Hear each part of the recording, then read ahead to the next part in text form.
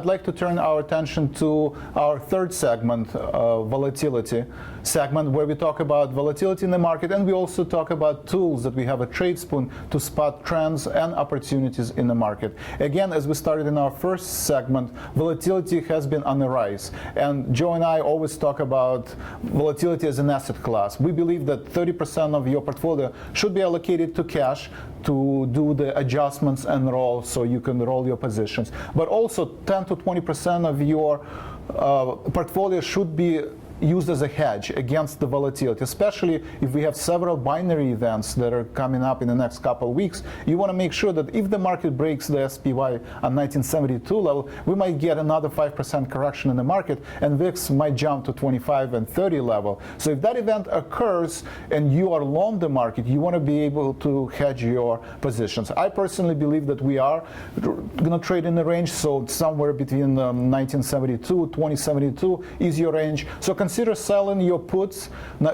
SPY puts. 194 is a great, out of the money, is probably 70 to 80% probability that we're not going to reach that level. Same thing, sell SPY calls, sell 208 or 210 SPY call. Do it as a iron condor. You can sell an iron condor, so you protect it on both sides. But as Joe been saying, collect the premium. When VIX is elevated, you want to sell out of the money options to keep collecting the premium, especially in case the market sell off, so that you're a hedge. Another idea is you can buy options on VIX and do a call spread for VIX that expires in March, and make sure that if we do get jump in the volatility, you're a hedge. Let me here a couple things.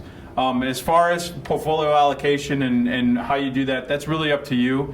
But do remember, whatever you're going to decide to do, whether it's 85-15 with vol to equity exposure, or as Vlad just said, he's basically like a 50-30 kind of 10-20 with vol, cash, and equity exposure.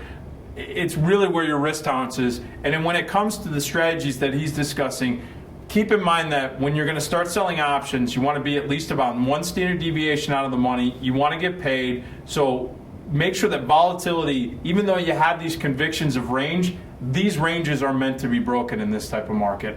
The uncertainty in this market is built in. There's a lot of positives, but there are also a lot of uncertainties.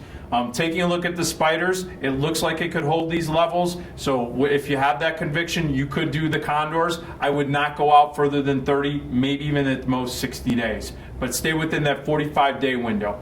Also, if you're going to go in there and look at volatility and start trading it as a hedge, be very careful if you're using VIX call options, VIX put options, or any of those strategies. Stick with the front month. Don't do calendar strategies. And also, feel free to hit our webinars up and all the information. We're going to be rolling out some new webinars on how to actually compose and compile all of these different setups. Or feel free to call me at Money Block, and we can sit down and talk about a strategy that could help you out as far as implementing that type of breakdown. But either way, use the seasonal charts here so that you can get an idea of the seasonality and what's being put in there as far as what Vlad's technology is putting out there for price cycles and predictions and so forth. And take advantage of that. I think that will give you, again, a little bit more transparency in your process as you make these decisions to put these strategies on. Thank you, Joe, for that insight. And as you can see on your screen, we show a seasonal chart of SPY. You can type in any symbols that trades on NASDAQ or New York Stock Exchange, any ETF that trades on AMEX, and you'll be able to see from seasonality perspective what is the correlation of the current prices to historical prices. And that can give you an indication of the trend and support and resistance going into March or February expiration as kind of an additional information about where we think the VIX is or the spiders is. Hey Vlad, I want to show off one quick tool. I know we're coming up on time, but I want to bring up the options toolbox.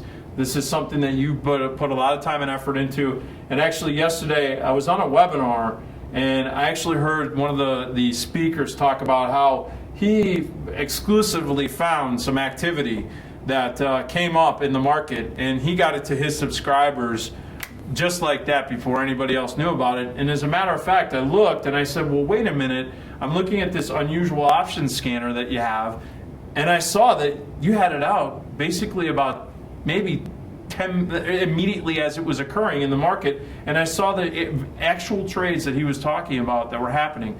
And folks, while unusual activity is nothing more than that, unusual activity, it doesn't mean you go buy calls or sell calls or buy puts or sell puts based on that activity you saw, but it tells you what there is some sort of opinion being deployed out there, and it's happening in size. So for example, you're looking at these eBay trades and you're seeing the size component right here, which is, you know, quite a few contracts. You're seeing whether they're, you know, whether it's a bearish or bullish strategy. In this case, it's bear, and even has big bear.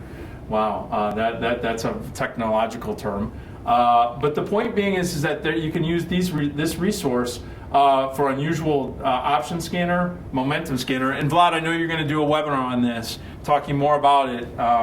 And so I just wanted to point that out. I thought it was kind of a cool little feature. Thanks, Joe, for your insight. And again, you can find additional information if you go to Tradespoon.com. Take us on a free trial. You can go to Tradespoon.com and check out all of these tools for free.